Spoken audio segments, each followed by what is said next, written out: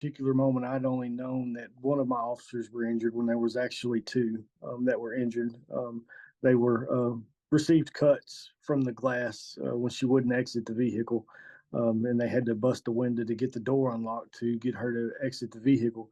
But the officers, the deputies are doing great. Everything's good.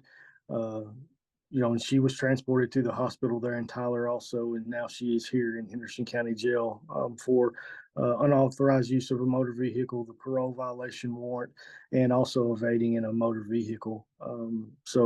Everybody's doing well. Good. I kind of want to. You kind of froze on me there. I don't know. I Oh, can hear you, but okay, you're back.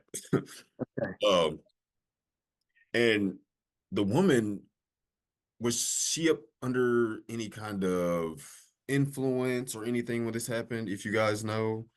It appeared that whenever the deputies made contact with her, one of the deputies, she had a pill bottle that was in her name. But as the deputies were trying to get her to get out of the vehicle, she wasn't following commands and wasn't being cooperative.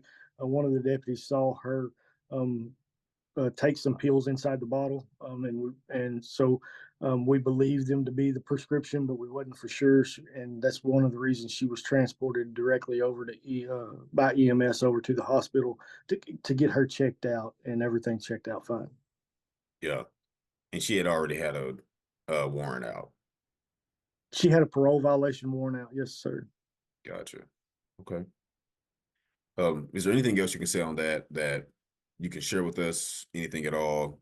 Just wanted to make sure I was thorough for them. No, sir. I think it's about it.